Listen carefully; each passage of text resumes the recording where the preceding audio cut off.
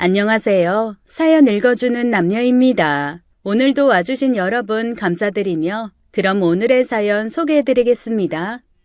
안녕하세요. 저는 경기도에서 살고 있는 환갑이 훌쩍 넘은 노인입니다. 사연 없는 사람들이 그 누가 있겠습니까만 오늘은 제 이야기를 들려드려 보겠습니다. 몇 년 전 저는 가족이 풍비박산나는 충격적인 일을 겪었습니다. 반백년 넘게 살아온 길면 길고 짧으면 짧은 인생이었지만 그동안 3번이나 가족을 잃는 경험을 하게 되었네요. 그중 가장 충격적인 일은 가장 최근의 일입니다. 그 이야기에 앞서 시발점이 되는 제 젊은 시절 이야기를 간단히 해드릴게요. 제가 태어났을 때는 주변 사람들이 다들 가난했습니다. 그래서 남루하게 살아가는 제 모습이 부끄럽지 않은 다행스러운 해였죠. 지금이야 다들 멋쟁이들처럼 입고 따뜻한 집에 끼니 걱정 크게 없이 살고 있지 않습니까만 제가 태어난 시절엔 그러지 못했습니다. 특히나 저희 집은 사정이 더 좋지 못했죠. 저희 집은 딸만 5명을 내리 낳은 딸 부잣집이었어요. 딸 부잣집이라는 말처럼 정말 부자였으면 얼마나 좋았을까요? 그런데 많이 가난했죠. 그런 집의 5째로 저는 태어났습니다. 하루하루 끼니 걱정하는 집안이었기에 공부 같은 건 당연히 하지 못했죠. 결국 제 나이 19살이 되자마자 아버지는 저를 옆 동네 농사꾼에게 시집을 보내버렸습니다. 그나마 다행인 점은 제가 시집간 집은 여유가 있는 집이었어요. 적어도 끼니 걱정은 안 하고 사는 집이었죠. 그래서 아버지가 저를 시집 보낸 걸까요? 저라도 굶지 말라고 아니면 입을 줄이고 싶은 마음이었을까요? 지금 생각해봐도 우리 아버지 속마음은 알 수가 없네요. 지금은 죽은 제 남편은 그 집안의 장손이었습니다. 당시 저보다 나이가 20살이나 많은 남자였죠. 지금이야 남자 나이 39살에도 결혼을 못했다면 크게 흉이 아니었지만 그때는 아니었습니다.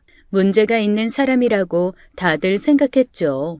그리고 그 생각이 맞았어요. 내 남편은 장애가 있었습니다. 한쪽 다리와 한쪽 팔이 없었어요. 전쟁 중에 그렇게 되었다고 했습니다. 저는 그 사실을 모르고 시집을 갔어요. 첫날 밤 남편을 보고 얼마나 놀랐는지 몰라요. 그날 얼마나 울었는지 모르겠네요. 그래도 어쩌겠어요. 서방님이 되었으니 잘 살아보는 수밖에요. 나중에 안 사실이지만 제가 그 집에 시집을 가는 조건으로 시댁에서는 매년 친정집에 쌀과 돈을 주기로 했었답니다. 제가 아들을 낳으면 집도 한 채 해주시기로 했고요. 나쁘게 보면 팔려갔던 거죠. 불만을 갖지는 않았습니다. 언니들이 끼니 걱정을 덜 수 있다면 그걸로 만족했습니다. 그만큼 배부른 날보다 배고픈 날이 많은 저희 가족이었으니까요. 남편은 나쁜 사람이 아니었어요. 다만 한쪽 다리와 팔이 없으니 자격지심이 심했을 뿐이었죠. 주변 사람들에게 많이 날카로운 사람이었습니다. 다만 제게는 참 잘해주었어요. 제가 편견 없이 남편을 잘 따라서 그랬던 것 같기도 하네요. 첫날 밤 남편이 제게 가장 먼저 했던 말이 아직도 생생하게 기억납니다. 자네 미연허이 이런 곳에 시집을 오게 만들어서. 이것도 나중에 알게 된 사실인데 남편이 저와 혼인을 하고 싶어 했다고 합니다. 이 나이에 부끄러운 말이지만 그 시절에 전 참 꽃같이 예뻤나 봐요. 옆 동네까지 소문이 날 정도로요. 한쪽 다리와 팔이 없는 나보다 20살이나 많은 남자에게 팔려가는 것처럼 가게 된 시집이었지만 돌이켜보면 행복했습니다. 시부모님들도 그 시대 사람과는 다르게 모진 시집살이를 시키는 게 아니라 불쌍한 어린 딸을 거둔 것처럼 저를 데리고 살아주셨으니까요. 아무것도 모르고 시집간 19 소녀가 할 줄 아는 게 뭐가 있겠어요. 하나부터 10까지 시어머니가 다 알려주셨죠. 결혼하고서 다음 해에 아들을 낳았습니다. 그리고 2년 후 또 아들을 낳았죠. 아들을 둘이나 낳았으니 저를 복덩이처럼 여겨주는 시부모님이었어요. 친정집에 작고 낡은 집이긴 하지만 약속대로 집도 마련해 주셨죠. 시댁에는 남편보다 10살이나 어린 도련님이 한 분 있었습니다. 어쩜 모든 일의 시작은 도련님 때문이었을지도 몰라요. 아니 어쩌면 제 업보일 수도 있겠네요. 도련님은 정말 천하의 망난이었죠. 하루라도 사고를 안 치는 날이 없었습니다. 자고 일어나면 옆집 유부녀를 건드려서 시끄러웠고 다음 날 자고 일어나면 노름꾼들에게 쫓기고 있었어요. 그날도 새벽같이 일어나 시부모님과 남편 아침을 준비하는데 도련님이 다급하게 달려왔습니다. 형수, 나 좀 숨겨주시오. 아니, 숨겨주기보단 형수는 어서 조카들 데리고 잠시 자리를 피해요. 건넌마을 장씨 아주머니 댁에 가 있으시오. 조금 있으면 사내들이 들이닥쳐서 나를 찾을 텐데, 그 전에 어서 서둘러요. 무슨 사고를 또 치셨어요? 한 번만 더 사고 치면 아버님이 도련님 다리를 똑하고 분질러 놓는다고 말한 지가 엿새도 안 지났어요. 이번에는 무슨 일인데요? 그런 거 설명할 시간 없어요. 험한 놈들이니까 어서 피하시라고요. 그때 방에서 남편이 나와 도련님에게 호통을 쳤어요. 넌 아침 대바람부터 무슨 호들갑이야? 아버님이 너 조용히 살라고 말씀하신 거 잊은 거냐? 정말 다리가 분질러져야 집안에 얌전히 있을 수 있는 거냐? 대체 얼마나 집안을 말아먹어야 니놈 속이 시원하겠냐? 어머니는 대체 저런 게 뭐 예쁘다고 감싸주시는지 원? 형님, 나 어쩜 좋소. 내가 밤나무집 박가한테서 노름빛을 줬는데 갚을 길이 없어지니 이 녀석이 심각하게 날 찾는 것 같소. 도련님은 낯빛이 어두워져 남편에게 하소연을 했어요. 밤나무집 박가라는 말에 남편도 순간 표정이 굳었죠. 그 말에 남편은 제게 말했어요. 도련님 말대로 아이들을 데리고 건넌마을 장씨 아주머니 댁으로 가 있으라고요. 대체 무슨 일이 일어나고 있는지 궁금했지만 말해주는 사람이 없었습니다. 소란스러워지자 방에서 시아버지와 시어머니도 나와보셨죠. 박가는 또 뭐고 노름빛은 또 뭐냐? 너 또 노름했냐? 네 놈이 미치지 않고서야 이 사람 새끼라면 어찌 또 노름을 해? 지난번 일로 집안 전답이고 뭐고 다 날려버린 게 얼마나 됐다고? 아버지 죄송해요. 내 그 날려버린 전답 되찾겠다는 생각 하나로 딱 한 번만 더 한다는 게. 그래서 그 백정놈 박가돈을 네가 빌렸고 그걸 못 갚아서 그놈이 지금 우리 집으로 찾아온다는 이야기야? 그렇다는 도련님의 대답에 다들 심각해지는 분위기였습니다. 시어머니는 급하게 제 짐을 챙기시며 제게 두 아들을 데리고 친정집에 가 있으라고 하셨어요. 나중에 사람을 보내면 그때 다시 돌아오라고 하셨죠. 어머님, 무슨 일인지 저한테도 말씀해 주셔요. 제가 너무 걱정돼요. 박가 그놈이 아주 흉한 놈이다. 그놈한테 돈을 빌려 못 갚으면 아주 흉한 짓도 서슴지 않는 녀석이야. 그럼 저희 다 같이 피해요. 아무리 흉물스러운 놈이라도 다 늙은 우리한테 해코지를 하겠니? 너는 젊고 고우니 네가 걱정돼서 그런 거다. 우린 걱정 말고 어서 짐이나 싸거라. 그리고 우리가 다 같이 도망가면 그놈이 더 흉하게 날뛰지 않겠니? 내가 잘 말해 볼 터이니 걱정 말아라. 그놈도 사람은 사람 아니겠니? 시어머니는 현명하고 인자하신 분이셨어요. 무지랭이 같은 제가 시집오자 많은 것을 가르쳐 주신 분이었죠. 하지만 그날 시어머니 말씀은 틀렸습니다. 저는 그날 아들 둘을 데리고 장씨 아주머님 댁으로 도망을 갔어요. 끝까지 떠나지 않으려는 제게 남편이 처음으로 화를 내었죠. 아니 뭘 주워 먹었길래 이리 고집이 세진 거야? 남편 말이 말 같지가 않아? 곱다 곱다 해주니까 이제 남편 말이 우스워? 어서 가라는 소리 못 들었어? 여보, 제가 울상이 되자 다시 남편은 자상하게 말했어요. 무슨 큰일이라도 날 것처럼 왜 그래? 당신이 그러니 내가 더 무섭네. 아무 일 아니니까 어서 짐 들고 가소. 내가 내일쯤 기별을 줄게. 당신 돌아오면 내 당신 좋아하는 양과자도 사줄 테니까 이제 그만하고 어서 가. 그게 마지막이었습니다. 다리도 없는 소문은 참 빠르기도 하죠. 다음 날 이른 아침부터 제가 있는 옆마을까지 소문이 퍼졌습니다. 큰 난리가 났다고요. 은행나무집 가족들 모두가 죽었다는 소문이었죠. 은행나무집은 우리 집이었어요. 돈을 받으러 온 박가가 돈을 받을 수 없다는 사실을 알게 되자 인간으로서 해서는 안 될 짓을 하고 말았던 겁니다. 그렇게 단란했던 제 시집살이가 끝이 나고 말았어요. 얼마 남지 않은 시댁재산은 얼굴도 잘 모르던 작은 아버님이 모두 가져가셨어요. 종이 쪼가리를 내밀며 복잡한 이야기들을 하는데 저는 알 수 없는 내용들이었죠. 그냥 벌떼가 제 귓속에 들어와 있는 것처럼 멍하고 윙윙거릴 뿐이었습니다. 그저 자신의 형제와 조카가 죽었는데 어찌 저리 태어날 수 있을까라는 마음만 들었어요. 혼절할 것 같은 장례를 마치고 친정집으로 돌아왔습니다. 친정집도 사정이 좋지는 못하더라고요. 아버지는 빚보증을 잘못 썼는지 시댁에서 받은 집을 날려먹은 후였고 시집간 언니들은 다들 제 앞가림도 못하는 가난의 늪에 빠져 허덕이고 있었습니다. 비극적인 일로 결혼 생활이 끝장난 제게 도움을 줄 수 있는 가족이라고는 아무도 없었어요. 그날부터 힘겨운 삶이 시작되었죠. 두 아들은 셋째 언니에게 맡겨두고 일을 나가기 시작했습니다. 그나마 셋째 언니가 집에서 부업을 하고 있었기에 아이들을 돌봐줄 수가 있었거든요. 하지만 오래가지 못했어요. 셋째 언니 형부가 제가 아이를 맡기는 걸 무척이나 싫어했습니다. 제게 대놓고 표현하지는 못했지만 아이들을 보면 알 수 있었어요. 늦게까지 일을 하고 아이를 데려오면 거무죽죽한 얼굴에 눈물 자국이 가득했죠. 언제나 풀이 죽어있는 모습에 그 이후로는 아이를 맡기지 않았습니다. 엄마가 부족해 아들들이 상처를 받으며 커가니 미안할 뿐이었죠. 그래서 새로운 일을 알아보았어요. 액자를 만드는 작은 공장에 취직을 했습니다. 말이 공장이지 작은 간의 수공업체 같았어요. 직원이라고 해봐야 사장 아내 그리고 어딘가 모자라 보이는 나이 많은 아저씨뿐이었죠. 하루 종일 액자를 조립하는 단순 작업이었어요. 아이를 맡길 데가 없던 저는 공장 옆에 작은 창고 공간에 아이를 두고 일을 했죠.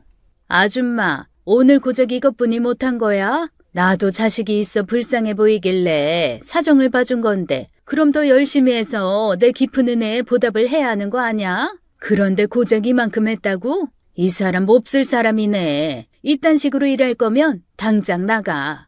죄송합니다. 새벽부터 시작해서 쉬지 않고 한 건데 앞으로 더 노력할게요.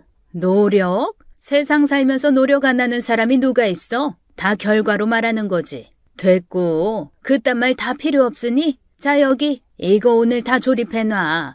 아줌마 돈 벌어야 한다며. 제발 일 시켜달라고 싹싹 빌었잖아. 이 추운 겨울 밖에서 애들이랑 얼어 죽기 싫으면 숨 쉬는 시간도 아껴가며 일하라고. 화장실은 하루에 딱 한 번만 가고. 제가 일이 느린 게 아니었어요.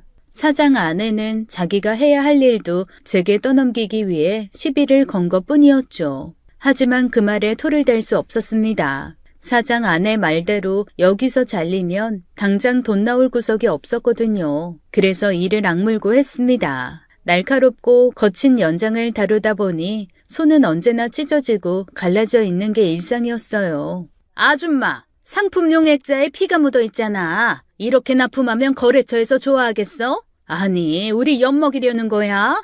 죄송해요. 굳은 살이 자꾸 찢어져서 저도 모르게 피가 나왔나 봐요. 어서 주세요. 제가 다 닦아둘게요. 사장 마누라는 나날이 갑질이 심해졌습니다. 그래도 굴하지 않고 열심히 일했어요. 너무 적은 월급이었지만 제 아들들과 먹고 살기 위해서는 돈이 필요했으니까요. 하지만 얼마 안 가 그 공장을 뛰쳐나올 수밖에 없는 사건이 터지고 말았습니다. 아이고, 우리 김 여사. 어쩌다가 이리 험한 일을 애들 데리고 다니면서 하는 거야? 남편은 뭐하고 있는 거야? 이 사내놈이 이래도 되나? 이리 고운 마누라를 바깥으로 돌리고 말이야. 남편도 일하고 있어요. 한두 명이 아니었습니다. 이전에도 이런 일은 자주 있었죠. 남편이 없는 젊은 과부라고 하면 어떻게 한번 해보려 수작을 거는 남자들이 굉장히 많았어요. 자기 말만 잘 들으면 아이들과 제가 편하게 살게 해주겠다. 아내와 이혼할 테니 자기와 살자. 아내 모르게 만나면 집을 마련해 주겠다 등등. 남자들은 뚫린 주둥이라고 제게 지키지도 못할 달콤한 약속들만 늘어놓았습니다. 그 약속은 저를 품는 순간 안개처럼 사라질 거라는 걸 모를 정도로 제가 바보는 아니었어요. 그때부터 제 남편을 살아있는 사람이라고 했습니다. 모두들 남편이 있는데 왜 이렇게 힘들게 사냐고 되물었지만 남편이 죽어 없다고 말할 순 없었어요. 우리 김 여사 몇 살이라고 그랬지? 아직 뽀송뽀송하네. 아이고, 이 살결 봐라. 내일 나랑 탄천에 나들이 갈까? 가서 막걸리도 마시고 춤도 추고. 됐어요.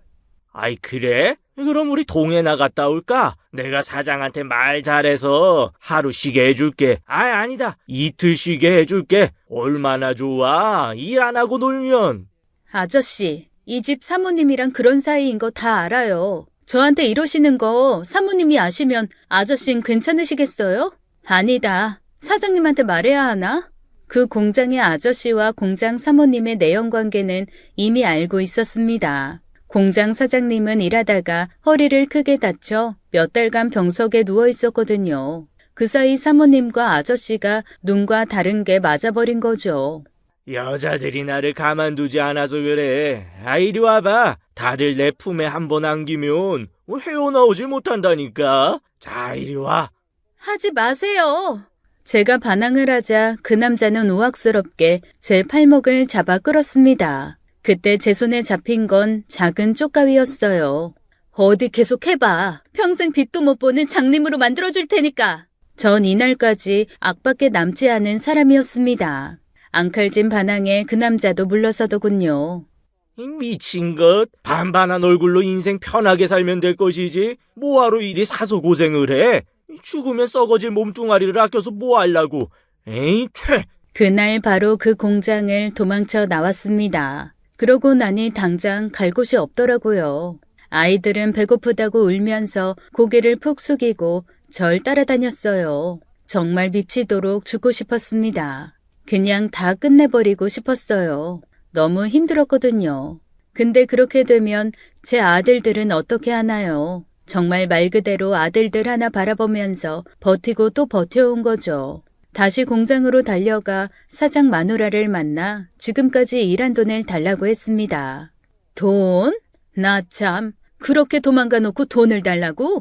당신 때문에 우리가 본 피해가 얼마나 큰지 알아? 돈은 우리가 받아야지. 그래서 못 준다고요? 그럼 사장님한테 직접 찾아가야겠네요. 제가 사장님 만나면 월급 이야기만 하겠어요? 공장의 그 강씨 아저씨 이야기도 하면 어쩌시려고요? 정신 나갔어? 지금 날 협박하는 거야? 알아먹었으면 내 돈 내놓으라고. 그렇게 밀린 월급 3개월치를 받아 공장을 나왔습니다. 제가 아니라면 고아원에 가거나 굶을 아들들을 생각하니 못할 것도 없었죠. 이후 공사장 한밭집이고 식당이고 공사장이고 닥치는 대로 일을 하며 살았습니다. 봄이 되면 쑥이며 달래며 냉이를 캐다가 팔기도 했죠. 그렇게 정신없이 살다 보니 아이들도 어느덧 중학생이 되었습니다. 해준 것도 없는데 건강하게 커주었어요. 그러던 어느 날 첫째 아이 학교에서 담임 선생님이 저를 부르더군요. 일하는 식당에 사정사정해서 학교를 찾아갔습니다. 안녕하세요, 주원 어머님. 작은 문제라면 제 손에서 해결할 텐데 주원이가 좀 큰 사고를 쳐서 모시게 되었습니다. 우리 주원이가 무슨 사고를 쳤나요? 네, 그게 주원이가 이번에 같은 반 친구 돈을 훔쳤어요. 그런데 그게 좀 큰 금액이었습니다. 그 친구가 아침마다 신문을 돌렸었나 봐요. 할머니와 단둘이 사는 친구였는데 그래서 오늘 월급을 받았는데 그걸 주원이가 훔쳤네요. 주원이가요? 그럴 리가요. 한 번도 남의 물건 손대거나 한 적이 없었는데. 견물생심이라고 그 친구가 자기가 받은 월급을 친구들한테 자랑을 했더라고요. 아마 순간 욕심이 생겼던 것 같습니다. 그날 얼마나 선생님에게 머리를 조아렸는지 모르겠습니다. 집에서 교육을 잘 시킨다는 약속을 하고 나서야 무마시킬 수 있었어요. 할머니와 단둘이 사는 아이였으니 어쩌면 그 때문에 일이 커지지 않은 걸 수도 있죠. 주원이 너 오늘 친구 돈 훔친 게 사실이야? 오늘 선생님한테 이야기 들었어. 왜 그런 거야? 그냥 순간 욕심이 생겨서 그런 거야? 욕심이 생겨서 훔친 거 아니야. 훔칠 수 있었으니까 훔친 거지. 이 녀석이? 지금 그게 말이야? 남의 물건에 손대는 게 잘못이라는 거 몰라? 그걸 모르겠어? 그런데 이렇게 찢어지게 가난하게 사는 것보다 차라리 잘못된 일이라도 남의 것 훔쳐서 뺏어서 사는 게 더 나은 인생이야. 지금 잘 사는 인간들의 그 아버지의 아버지들은 떳떳할 것 같아? 다 남의 것 뺏어서 부자 돼가지고 그 자식들이 그렇게 편하게 사는 거야. 뭐라고? 그렇잖아. 재수없게 걸렸으니까 문제가 된 거지. 안 걸렸어 봐. 그럼 문제될 거 없잖아. 아들 말에 가슴이 무너지는 기분이 들었습니다. 제가 그동안 삶에 찌들어 살아 아들들을 살뜰하게 보살피지 못했어요. 자식을 바른 길로 인도해줄 아버지의 자리도 부재였고요.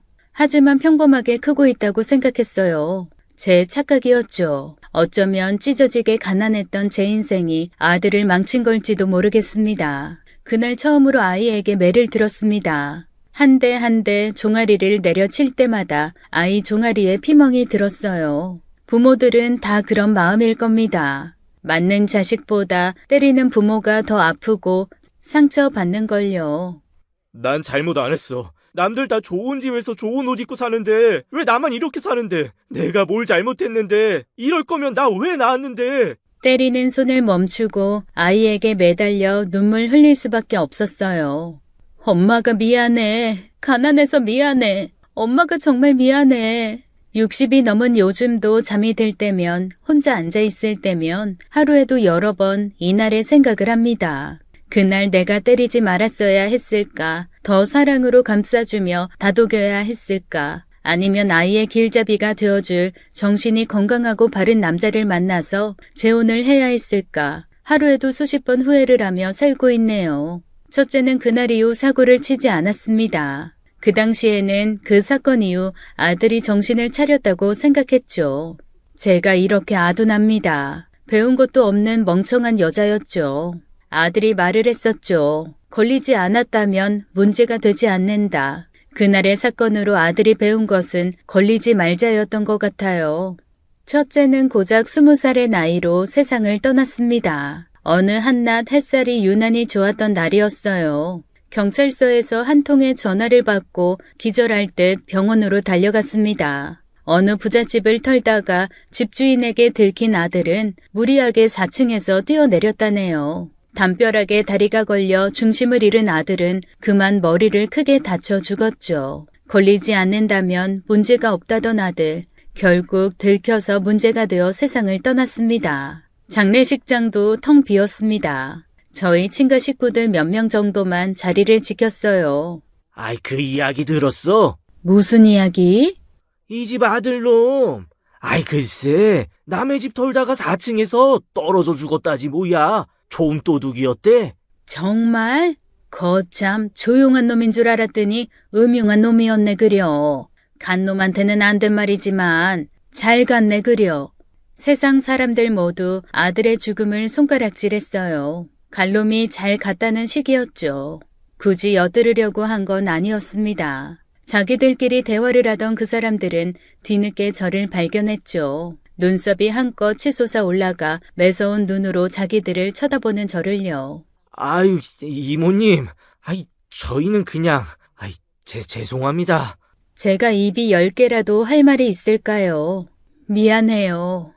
아들놈은 이제 죽어서 잘못을 뉘우칠 수도 사과를 할 수도 없는 몸이 되었으니 제가 대신 사과할게요. 미안해요. 죄송합니다. 한 번만 용서해 주세요. 그러니까 오늘만은, 적어도 오늘만은 그냥 명복만 빌어주세요. 미안합니다. 아들은 친구도 지인도 없었습니다. 어쩜 그리 외롭게 살았니? 다음엔 못난 엄마 아들 말고 부잣집 도련님으로 태어나자. 첫째 아들은 그렇게 제품을 떠났습니다. 둘째 아들은 다른 방법으로 이 가난을 이겨내려 했어요. 초등학교 때부터 특출나게 공부를 잘하더니 중고등학교 때는 상위권 성적을 유지했죠. 결국 서울에서 가장 좋은 명문대를 떡하니 합격했습니다. 하지만 결국 그놈의 돈이 또 우리 아들의 발목을 잡았습니다. 가장 좋은 대학을 합격하고도 돈 때문에 적당한 국립대를 선택했어요. 학비는 제가 어떻게 해서든 마련하겠다고 설득했지만 아들의 뜻은 완고했습니다. 저는 더 일을 늘려서 아들 뒷바라지를 해줬어요. 하는 데까지는 나름 최선을 다했습니다. 아들은 학교를 졸업하더니 학교 선배라는 사람과 작은 사업을 시작하더군요. 그 당시 인터넷으로 물건을 파는 일이 붐이 일고 있었습니다. 아들은 인터넷으로 물건을 파는 게 아닌 그 물건을 파는 쇼핑몰 제작을 해주는 사업을 했습니다. 인터넷 쇼핑몰 붐이 이니 당연히 아들 사업도 나날이 성장했어요. 참 다행이었습니다. 그리고 몇 년이 지나 둘째 아들은 결혼을 한다며 제게 여자를 소개해 주었어요. 처음 집으로 인사를 온 날 어여쁜 아가씨를 데리고 왔더군요. 어서 와요. 집이 좀 누추하죠? 우리 아들이 결혼을 한다고 해서 어떤 사람일지 무척 궁금했어요. 안녕하세요, 어머님. 처음 인사드려요. 며느리의 첫인상은 똘똘한 아이처럼 보였습니다. 집에 손님이 왔으니 여러 가지 음식을 준비했어요. 아들과 예비 며느리가 있는 작은 방에 가서 식사하자고 말하던 차 며느리의 말을 들었습니다. 무슨 말을 하던 그 작은 집에서 부주의하면 들릴 법도 한데 예비 며느리는 거침이 없더군요. 이런 곳에서도 사람이 사네? 난 태어나서 이런 곳 처음 본다. 없던 병도 생길 것 같아. 불결해 죽겠네. 나 당신 엄마가 한 점심 먹어야 돼? 그냥 속이 좀 안 좋다고 하고 일찍 일어나자. 나가서 내가 맛있는 거 사줄게. 저번에 갔던 식당 거기 어때? 그래도 어떻게 그래. 어머니 어제부터 자기 온다고 음식 장만하고 준비한 거야. 성의가 있으니까 조금만 먹고 일어나자. 진짜 싫다. 나 어려서부터 길거리 떡볶이도 안 먹은 사람이야. 불결해서 입맛도 없어. 내가 부탁 좀 할게. 분위기 좀 맞춰줘. 진짜 금방 일어날게. 그 말을 듣고 주방으로 조용히 되돌아왔어요. 방으로 들어가서 예비 며느리에게 따져 물을 수도 있었겠죠. 그런데 그동안 엄마라고 해준 것도 없는데 아들 결혼까지 망치고 싶지는 않았습니다. 와, 어머님, 음식 많이 준비하셨네요. 그런데 어쩌죠? 제가 체해서 먹지를 못할 것 같아요. 대신 지우 씨가 많이 먹으라고 할게요.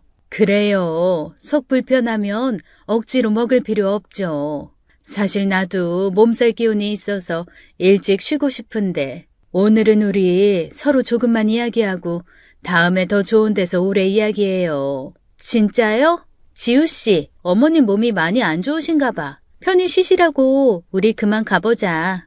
어머님, 괜찮죠? 그래요. 저라고 왜 화가 안 났을까요? 그래도 그 자리에서 인상 쓰기보단 아들을 따로 불러 물어보는 편이 좋겠다고 생각했습니다. 그 아가씨가 마음에 드니? 아가씨는 너 좋아하고? 어머니는 마음에 안 드세요? 내 생각이 뭐가 중요하겠냐만 난 좀 걱정이 되는구나. 저한테 필요한 사람이에요. 인생 동반자로서? 이번에 준비 중인 새로운 사업이 있어요. 제가 지금 하는 일보다 훨씬 큰 사업이에요. 그런데 그 사업하는데 장인어른 힘이 꼭 필요해요. 결혼은 사랑을 하는 사람과 해야지. 결혼이 밥 먹여줘요? 전 그런 거 몰라요. 그리고 얘가 이기적인 면이 있지만 그만큼 단순해서 조금만 잘해주면 제 뜻대로 움직여주는 여자예요. 인생 동반자요? 제가 살아가는데 도움이 되냐 이거죠? 네, 제가 생각할 땐 그 여자가 제격이에요. 말려도 보았습니다. 살다 보면 돈보다 중요한 것이 많다고요. 하지만 제 말을 듣지 않더군요. 그렇게 둘째 아들은 결혼을 했습니다. 아들 말대로 며느리 집안은 대단한 집안이었어요. 대대로 중소기업을 운영하는 사장님이었죠. 며느리는 그 집의 고명딸이었습니다. 아들은 결혼을 하고 새 사업을 시작했어요. 바깥 사돈께서 상당에게 사업 자금을 지원해줬다고 들었습니다. 규모가 큰 의류 판매업을 시작했죠. 워낙 똑똑한 둘째였고 든든한 재정이 뒷받침되니 날개를 단 것처럼 사업이 커지더군요. 못난 제가 아닌 좋은 집에 태어났다면 큰 사업가가 될 아이였는데 저 때문에 빛을 늦게 본 것 같아 미안했죠. 하지만 그것도 얼마 가지 않았습니다. 그만 사돈댁 공장이 부도가 나버린 거였어요. 건실한 기업인 줄 알았지만 실상 그렇지 않았었나 봐요. 사돈댁은 그 길로 도망을 가버렸습니다. 빚쟁이들 독촉이 너무 심했거든요. 그 영향은 아들 사업에도 미쳤습니다. 아들 사업도 크게 힘들어졌어요. 잘 나갈 때는 직원이 10명도 넘었다고 했는데 어느 순간 직원 2명에 며느리까지 나가서 일을 하더군요. 어머니 이런 말씀 드리기 너무 어려운데 혹시 여윳돈 좀 있으세요? 당장 정리해야 할 대금도 있고 직원 인건비도 밀려서요. 대출은 이미 어려워서. 그 정도니? 어쩜 좋니? 사돈댁 연락은 되고?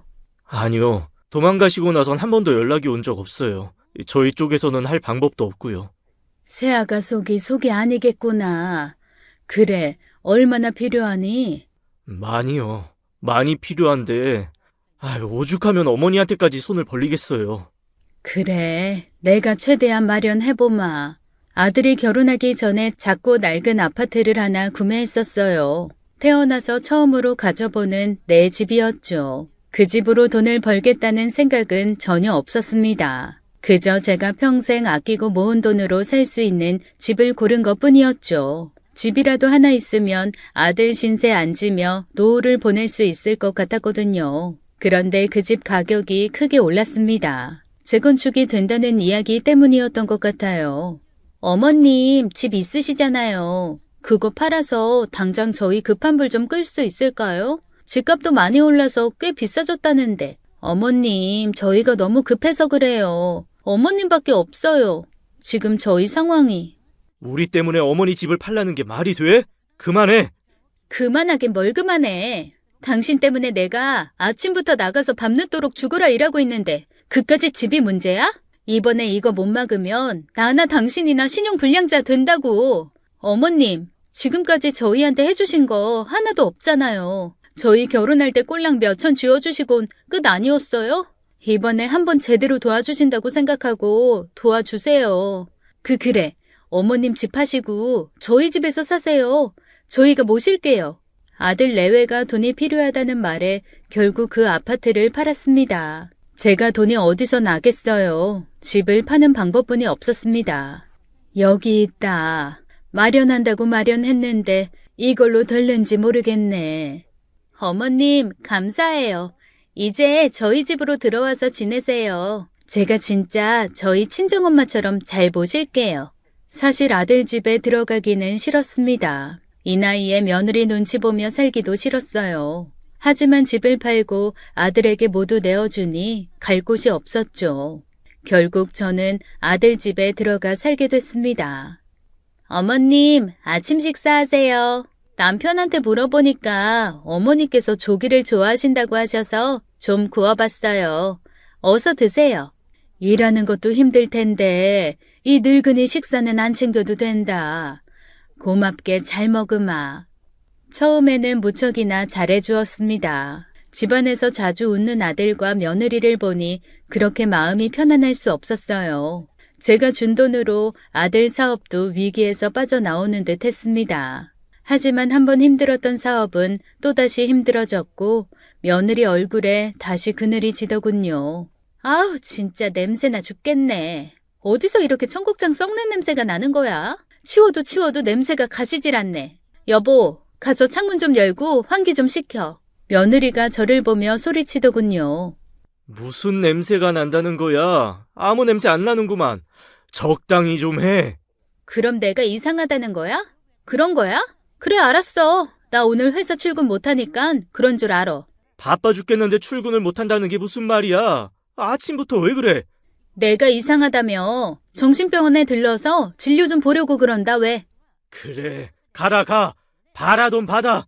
그만들 해라. 아침부터 왜들 이러니? 두 부부의 부부싸움도 잦아졌어요. 그 중간에 끼어있는 저는 하루하루가 가시방석 같았죠. 그래도 집안의 어른으로서 역할은 하고 싶었나 봅니다. 아들 내외를 화해시켜주려고 제 딴에는 노력을 했습니다. 어느 날 저녁 아들 내외가 퇴근할 즈음 근사하게 저녁을 차렸어요.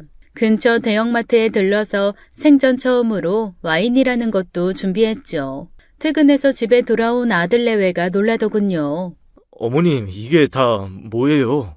너희들 힘들 텐데 저녁 잘 먹고 기분 좀 풀라고 준비했어. 점원한테 부탁해서 요즘 젊은 사람들이 좋아한다는 와인도 준비했으니 둘이 오붓하게 한잔 하거라. 나는 저녁 준비하면서 조금 주워 먹었더니 속이 안 좋아서 산책 좀 하고 올 테니. 어머님은 돈이 썩어나시나 봐요. 그럴 돈 있으면 저 좀 주시죠. 전 쥐약 사서 먹고 죽을래도 살 돈이 없어서 못 죽어요. 어머님, 그거 아세요? 요즘 회사 사정이 말이 아니에요. 제발 시키지도 않은 쓸데없는 짓 좀 하지 마시라고요. 아가, 말 가려 해야지. 아무리 내가 볼품없는 늙은이여도 네 시엠이다. 그게 무슨 말버릇이야? 당신 어서 어머니에게 사과하지 못해? 회사에서 받은 스트레스를 왜 엄한 어머니에게 풀어? 대단하신 모자 나셨네요. 전 씻고 그냥 잘 테니까 애틋하신 모자 둘이서 와인이나 마시세요. 전 빠질 테니까. 순간 저도 화를 참을 수가 없었습니다. 며느리를 부르는 순간 그만 정신을 잃었습니다. 눈을 떠보니 병원이더군요. 위암 3기세요. 그동안 증상이 많이 있었을 텐데 모르셨어요? 저는 그냥 나이 들어 소화도 잘 안 되고 체한 줄 알았죠. 진료를 받고 다음 진료 예약을 하며 대기를 하는데 병원 복도에서 아들 내외가 대화를 하더군요. 이럴 때 왜 하필 아프고 난리야. 암이라니. 암 치료비가 얼마나 많이 드는지 알아? 병수발은 누가 하고 병원을 모시고 다니는 건 누가 하냐고. 난 못해. 당신도 나 시킬 생각 하지 마. 넌 그게 할 소리냐? 너네 엄마가 아파도 이딴 소리 짓거릴 거야? 우리 엄마 아빤 어디 가서 죽었는지 살았는지도 몰라. 넌 우리 엄마 아빠 걱정은 하니? 찾아보려고 노력은 했어? 사람이 늙으면 다른 능력이 생기나 봅니다. 제가 언젠가는 이런 병이 걸릴 줄 알았어요. 그래서 암보험은 이미 들어두었습니다. 친한 지인이 보험 설계사였기에 잘 준비해 두었죠. 병원 복도를 지나며 아들 며느리에게 말했습니다. 암보험 많이 들어뒀다. 치료비는 넘치게 나올 테니 내 걱정은 고맙지만 그만하거라. 암에 걸린 이후 황당한 고민을 하게 되었습니다. 이제 이쯤에서 그만 살까 하는 고민이었어요. 많이도 살기도 했고 많은 일을 겪기도 했습니다. 처음 아들 둘과 길거리에 나앉았다가 살기 위해 아등바등 하던 때가 떠오르더군요. 매일 방에 혼자 누워 생각에 잠겼다 잠들어 꿈을 꾸다가를 반복하는데 어느 날은 며느리가 조용히 제 방으로 들어왔습니다. 어머님, 주무세요? 아니다, 나 안 잔다. 무슨 일이니? 저 다름이 아니고 이것 좀 보세요. 약 같은데 무슨 약이니? 아가, 혹시 어디 아프니? 어머님, 이거 지우씨 약이에요. 남편이 요즘 회사가 많이 어려워져서 그런지 우울증 약까지 먹고 있어요. 아이고, 난 전혀 몰랐다. 애미가 돼서 자식이 그렇게 아픈데 지금까지 하나도 모르고 있었어. 미안하다. 그래서 드리는 말씀인데요, 어머님. 저희 좀 도와주세요. 아니, 어머니 아들 좀 살려주세요. 정말 부탁드려요. 이 늙은이가 무슨 도움이 될는지 모르겠지만 할 수 있는 건 내가 다 하마. 그게... 이후 며느리의 입에서 나온 말에 그만 할 말을 잃었습니다. 저도 모르게 한숨이 새어나오더군요. 어머니 암 진단비랑 보험금 저희 좀 주시면 안 될까요? 정말 저희 너무 힘들어서 그래요. 어머니 암 치료비인데 이렇게 요구하는 게 너무 죄송스럽고 뻔뻔하지만 이번 일만 잘 처리하면 들어올 돈이 있어요. 그러면 그 돈으로 어머님 치료받게 해드릴게요. 보험금 며칠만 저한테 융통해 주시면 안 될까요? 사람이 태어나는 걸 자기 마음대로 못하듯 죽을 때가 되어 죽는 걸 막는다고 막아지겠어요. 그래, 그러자꾸나. 저녁에 지우 들어오면 그렇게 하겠다고 하마. 아니에요, 어머님. 지우 씨는 몰라요. 제가 이러는 거 지우 씨 알면 난리 나요. 이건 지우 씨 모르는 일이고 제 생각이에요. 그런데 진짜 이 방법뿐이 없어요. 어머님, 지우 씨에겐 비밀로 해주시고 도와주세요. 지우 씨 우울증 심해서 이 일 알면 쓰러질지도 몰라요, 어머님. 지우는 모르는 일이라고? 네, 남편은 모르게 비밀로 하고 저희 좀 도와주세요. 제가 이 은혜 절대 잊지 않을게요. 그리고 어머님 치료비 꼭 돌려드릴게요. 며느리의 간곡한 부탁에 결국 보험금을 며느리에게 주었습니다. 이게 정말 마지막이니 꼭 회사를 잘 살리라고 당부했죠. 하지만 현실은 냉혹한 거죠. 그 푼돈 몇 푼으로 회사가 살아난다면 망하는 회사가 왜 있겠어요. 아들 회사는 그대로 망해버리고 말았습니다. 밑빠진 독에 물을 부은 격이었어요. 그 일로 충격을 받은 아들은 집을 나가더니 소식이 끊어졌고 전세로 살고 있던 아들 집도 빚쟁이들 독촉에 내어주게 되었습니다. 며느리가 제게 그러더군요. 이제 저희 집도 없어요. 전 작은 원룸 하나 구해서 당분간 거기서 살 건데 어머님이랑 함께 살긴 어려울 것 같네요. 그럼 이 한겨울에 나는 어디로 가라는 거니? 그건 저도 모르죠. 어머님, 이제 각자 살아남는 거예요. 누가 누굴 챙길 처지가 아니라고요. 지금 저는 저 하나 건사하는 것도 어려운 사람이에요. 어머님도 성인이니 어머님 살 길은 어머님이 알아서 찾으세요. 돈 한 푼 없이 집을 나가라면 어쩌라는 거니? 우리 지우 연락이 올 때까지만이라도 네가 사는 원룸 집에 잠시 함께 살면 안 되겠니? 그때 며느리가 지갑에서 현금을 꺼내더라고요. 10,000원짜리가 10만 원쯤 지갑에서 나왔습니다. 며느리는 그 돈도 제게 주는 것이 아까운지 그중 일부만 제 손에 쥐어주더군요. 찜질방에서 지내시던 친구 집을 찾던 전 이제 모르겠으니 알아서 하세요. 그때 며느리가 제 손에 쥐어준 돈은 35,000원이었습니다. 35,000원을 받고 쫓겨난 거죠. 저는 제 짐을 챙기지 못하고 집을 나섰어요. 그때 제가 가진 건 낡고 얇은 외투 한 벌과 며느리가 준 35,000원, 그리고 어려서부터 글을 쓰는 것을 좋아하던 저였기에 작고 낡은 수첩에 끄적이듯 적어둔 일기장이 전부였습니다. 밖은 한참 추운 겨울이었습니다. 버스 안에서 흘러나오는 뉴스를 얼핏 들으니 밖은 영하 15도에 강추위라고 하더군요. 그대로 버스를 타고 옛날 고향마을로 내려갔습니다. 고향마을엔 남편과 시부모님 무덤이 있었어요. 자주 찾아가 보질 못했지만 그날은 꼭 찾아가 보고 싶었습니다. 그렇게 추운 날씨에도 불구하고요. 동네는 많이도 변했더군요. 예전에 논이 있던 자리에는 하늘까지 닿을 듯한 아파트들로 가득 차 있었습니다. 한때는 제게도 낡았지만 제 보금자리가 있었는데 말이죠. 이제는 이 몸 하나 누일 곳 없으니 인생사 허망하더라고요. 남편이 있는 산소는 산에서 한참을 걸어 올라가야 했습니다. 남편이 좋아하던 막걸리도 한 통 준비했죠. 살이 떨어져 나갈 듯한 추위였지만 그런 것도 느껴지지 않았습니다. 남편 산소 옆에 앉아 아들에게 전화를 해보았습니다. 그냥 목소리 한번 듣고 싶었지만 전화를 받지 않더군요. 남편과 시부모님에게 술 한잔 따라주고 그대로 그 자리에 엎드려 누웠습니다. 그리고 품에서 낡은 일기장을 꺼내 불을 붙였죠. 제 삶을 정리하는 의미로 태우려고 했습니다.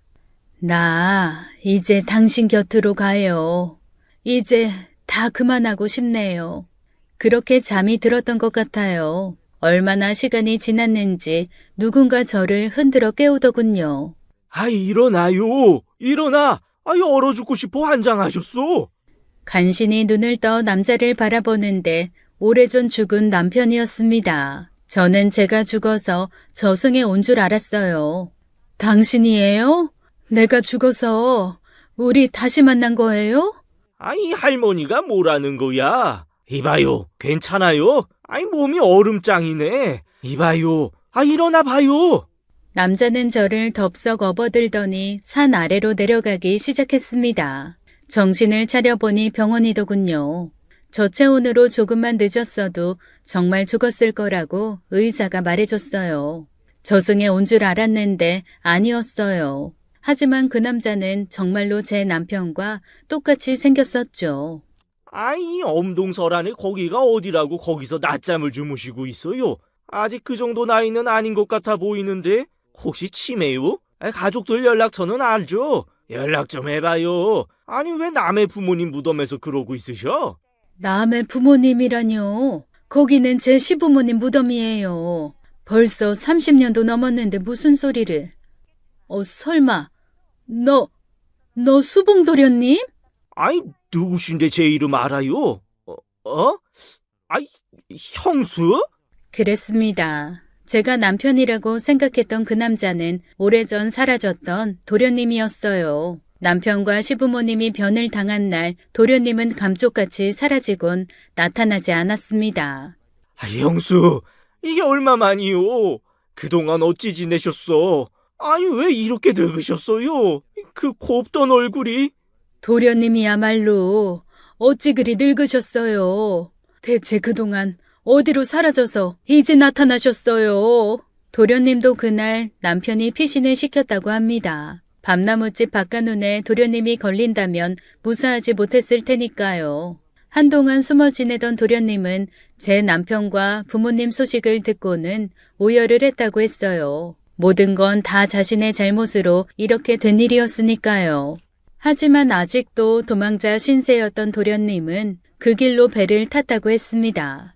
육지를 떠나 있는 것이 가장 안전하다고 생각했대요. 그렇게 도련님은 20년이 넘는 세월을 배를 타고 전 세계를 떠돌다가 한국으로 완전히 돌아왔다고 했습니다. 20년간 배를 타며 번 돈을 모두 모아두었던 도련님은 현재는 무역 사업을 하고 있다고 했죠.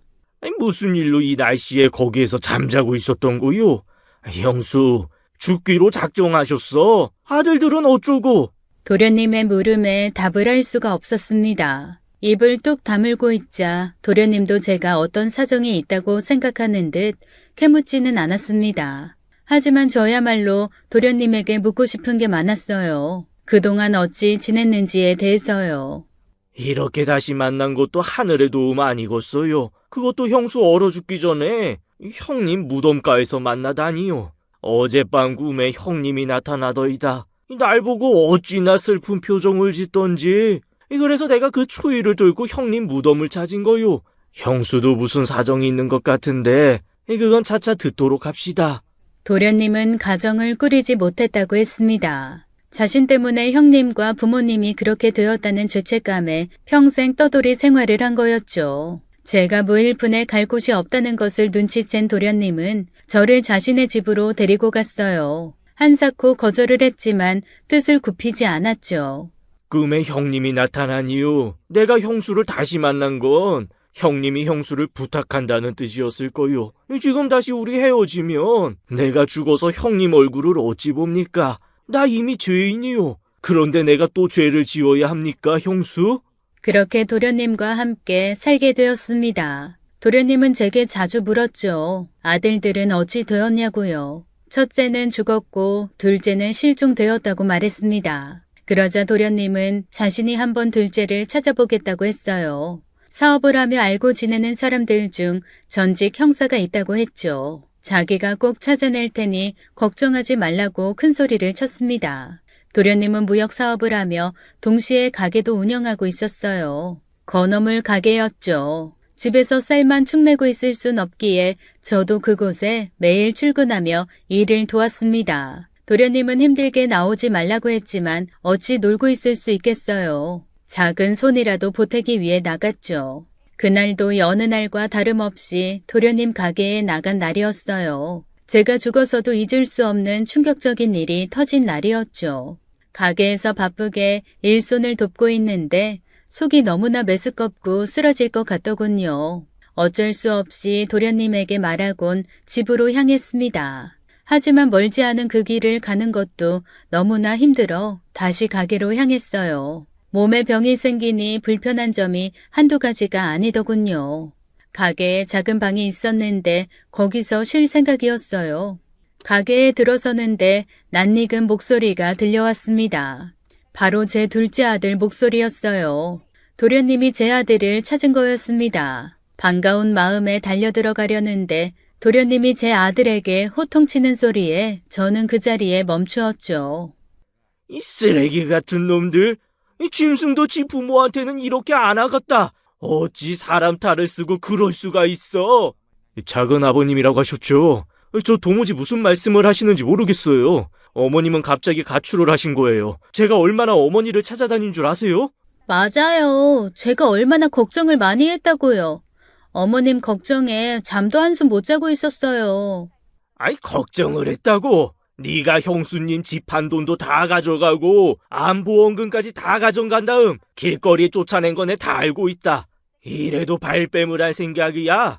너는 아들이라는 놈이 지 마누라가 저러는 동안 대체 뭘 하고 있었던 거야? 도련님이 저 사실을 어찌하는지 놀랐습니다. 저는 도련님에게 단 한 번도 저 일에 대해서 말한 적이 없었거든요. 도련님뿐만이 아니었어요. 그 누구에게도 말한 적이 없습니다. 더 이상 듣고 있을 수 없어 제가 급하게 가게로 들어갔죠. 제 등장에 다들 놀란 눈치였어요. 특히 며느리는 당장이라도 쓰러질 것처럼 얼굴에 핏기 하나 없이 새하얗게 질려갔죠. 어머니? 어머니 지금까지 어디 계셨어요? 저희가 얼마나 찾았다고요? 아이, 형수님. 아이, 여기는 어찌 다시 오셨소? 도련님, 그 돈 제가 준 거예요. 사업하다가 어려워져서 급한 불 꺼야 한다길래 내가 준 겁니다. 돈이라니요? 안보험금이라니. 그게 무슨 말씀이세요? 저희가 어머니 안보험금을 가져갔다고요? 전 진짜 모르는 일이에요. 아니, 그게 사실이라면 저희가 정말 죽일 놈들이죠. 그게 사실은 제가 너무 급하고 남편은 우울증으로 힘들어해서 어머니에게 빌린 거예요. 정말이에요. 뺏은 게 아니라 빌린 거라고요. 그 순간 번쩍하는 소리가 들렸습니다. 둘째 아들이 며느리 뺨을 때리는 소리였어요. 어찌나 세게 때렸는지 며느리가 순간 휘청이더라고요. 제가 급하게 며느리를 잡아주었지만 이미 며느리 뺨은 하얗게 아들놈 손바닥 자국이 나 있었습니다. 이 녀석아, 어쩌자고 사람을 때리고 그래? 그 돈 당신이 모아둔 비상금이라고 했잖아. 어머님 돈이었어? 빨리 어머니 앞에 무릎 꿇고 빌어. 그리고 꼴도 보기 싫으니까 당장 나가. 나가라고! 집에 가서 반성하면서 있어. 내가 나중에 연락할 테니까. 얼마나 세게 맞았는지 며느리는 잠시 정신을 못 차리더니 이내 도끼 어린 눈빛으로 아들을 노려보았습니다. 당신 정말 1억이야? 내가 어머니에게 사죄할 테니까 당신은 빨리 나가라고. 집에 가 있어. 아들놈이 또다시 손에 치켜들길래 제가 며느리 앞을 막아 섰습니다. 아들에게 제발 말로 하라고 타일렀죠. 도련님도 그런 아들을 잡아서 더 이상 폭력을 못 쓰게 막았어요. 그때 하늘이 무너질 것 같은 말이 제 며느리 입에서 나왔습니다. 당신이잖아. 당신이 그런 거잖아. 그만해. 내가 수습할 테니까 집에 가 있으라고 몇 번을 말해. 내가 뭘 잘못했는데? 내가 뭘 잘못했는데 여기서 뺨을 맞고 무릎을 꿇고 빌어야 하는데? 다 당신이 그런 거잖아. 닥치지 못해? 며느리는 그 자리에 주저앉아 미친 사람처럼 소리를 지르기 시작했습니다. 다 당신이 시킨 거잖아. 왜 나한테 그래? 왜 나한테만 그러냐고. 다 당신이 그랬잖아. 내가 가서 어머니 잘 꼬셔서 안보험금 받아내라고. 당신이 나 시킨 거잖아. 자기가 직접 가서 엄마한테 안보험금 달라고 하면 아들로서 쓰레기짓 하는 거니 나한테 대신 가라며. 우울증? 개뿔이나. 네가 무슨 우울증이야? 그깟 감기 몇 알로 너 우울증이라고 속이라는 것도 다 네가 시킨 거잖아. 어머니, 그게 아니라, 이 사람이 궁지에 몰리니까 거짓말하는 거예요. 저 엄마 아들이잖아요. 엄마 나를 믿어야지. 안 그래? 엄마 나 믿지? 너 같은 악마를 남편이라고 믿고 같이 산 내가 등신이지. 어머니, 그거 아세요? 남편 갑자기 사라진 거 아니에요. 자기는 잠시 사라져 있을 테니 그동안 이사하면서 어머니 쫓아내라고 한 것도 남편이 시킨 거예요. 어때요? 어머님 아드님 대단하시지 않아요? 제가 왜 자식을 안 낳는 줄 알아요? 저 새끼 같은 놈이 내 아들로 나올까봐 무서워서 그래요. 믿을 수 없는 며느리의 말에 일순간 정적이 찾아왔습니다. 아무런 말도 할 수가 없었어요. 며느리 말이 진실인지 거짓인지 판단이 어려웠습니다. 설마 제 아들이 제게 그렇게까지 할 리가 없다는 생각도 들었거든요. 제가 무엇을 그렇게 잘못했길래요. 하지만 이어서 아들은 저를 한번 쳐다보고 도련님을 한번 쳐다보더니 미친 듯이 도망을 가기 시작했어요. 그 모습을 보자 바로 알게 되었죠. 며느리 말이 사실이라는 것을요. 억장이 무너진다는 표현이 맞을 겁니다. 쓰러져서 오열을 했지만 마른 눈에서는 눈물도 안 나오더군요. 그날 이후 둘째 아들은 저와 도련님을 피해 도망을 다니고 있어요. 직접 제 앞에 나타나 왜 그랬는지 미안하다고 용서해달라고 말해주길 바라지만 아들은 저를 피하며 도망 다니는 것으로 대답을 대신했어요. 저는 충격적인 사건으로 며칠간 정신을 못 차렸습니다. 그리고 어느 정도 안정이 돌아왔을 때 도련님에게 물었어요. 그런데 아들 내외가 내게 한 걸 어찌 다 알고 있었어요? 난 그 일을 아무에게도 말한 적이 없는데. 그날 형수 구한 날 쓰러져 있던 형수 옆에 불에 그을린 수첩이 있더라고요. 정신없는 와중에 급하게 주머니에 담고 형수 둘쳐업고 병원으로 향했죠. 그리고 수첩은 까맣게 잊고 지내다가 지우놈 찾을 때 딱 생각나지 뭐요. 그래서 안의 내용을 보고 무슨 상황인지 다 이해했어요. 제가 남편 무덤가에서 삶을 정리하려 하면서 태우려 했던 제 일기장을 도련님이 가져갔던 거였습니다.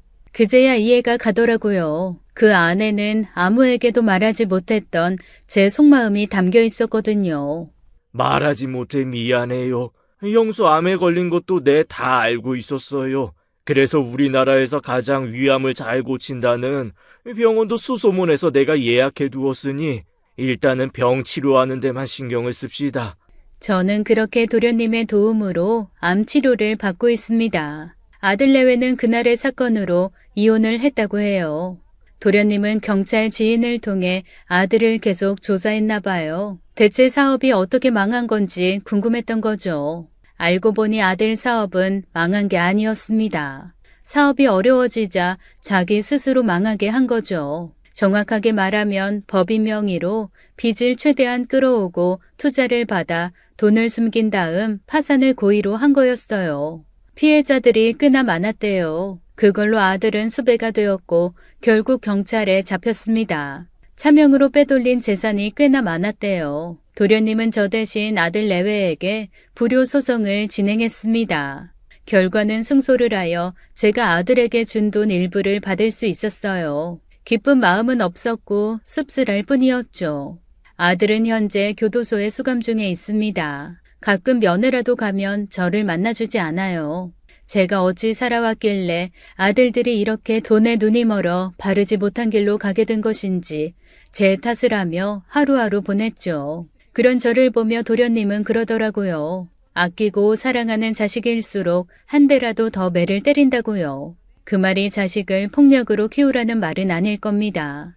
자식이 엇나가면 싫은 말을 해서라도 포기하지 않고 바로잡아야 한다는 뜻이겠죠. 도련님은 자신도 늦둥이 막내로 자라 부모님 사랑만 받고 오냐오냐 살다 보니 돌이킬 수 없는 잘못을 저질렀다고 했습니다. 평생의 한이라고 말하곤 하죠. 요즘 부모들은 자식들에게 해달라는 것을 다 해준다고 하더라고요. 워낙 풍족한 세상이니까요. 젊은 부모들은 자기 자식들에게 친구 같은 부모가 되는 게 가장 좋은 부모라고 생각하는 사람들이 많다고 들었습니다. 제가 이 나이가 들어보니 반은 맞고 반은 틀린 말인 것 같아요.